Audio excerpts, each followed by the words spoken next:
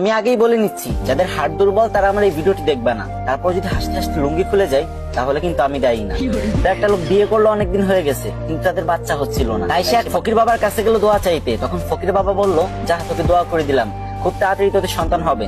তারপর 1 বছর পরে লোকটির একটা মেয়ে সন্তান হলো। তখন লোকটি খুশিতে আত্মহারা হয়ে গেল আর মেয়ের নাম করার জন্য তাড়াতাড়ি ফকির বাবার কাছে চলে গেল। আর ফকির বাবা তখন ধ্যানমগ্ন ছিল আর তখন তার ধ্যান ভেঙে গেল আর সে রেগে মেগে বলল, ধুর বাল। তখন লোকটি ভাবলো, ফকির বাবা মনে হয় আমার মেয়ের নাম বাল রাখতে বলছে। সেই অনুপাতে মেয়েটির নাম বাল রেখে দিল। তারপর আরো 2 বছর পরে লোকটির একটা ছেলে সন্তান হলো। তারপর লোকটা খুশিতে ফকির বাবার কাছে চলে গেল ছেলেটির নামকরণ করতে। কিন্তু এবারও ফকির বাবার ধ্যান ভাঙার কারণে ফকির বাবা বিরক্ত হয়ে বলে উঠলো, ধুর চ্যাট।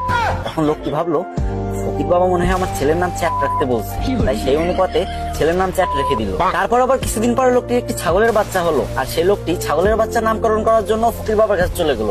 কিন্তু তখন ফকির বাবা একদমই ধ্যানমগ্ন ছিলেন না।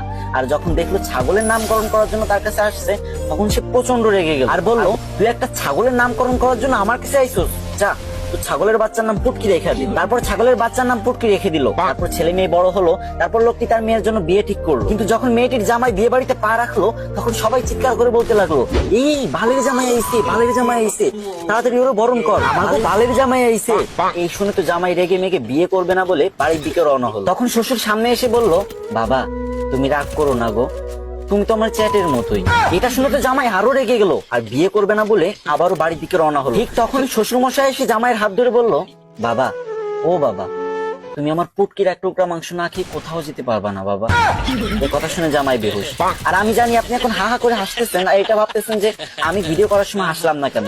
আরে ভাই, 2টা বড় বড় লাইটের সামনে ভিডিও করার যে গরম সহ্য করা যায় না ভাই, পুরো ঘেমে গেছি। এত কষ্ট করে আপনাদের জন্য ফানি ভিডিও বানাই।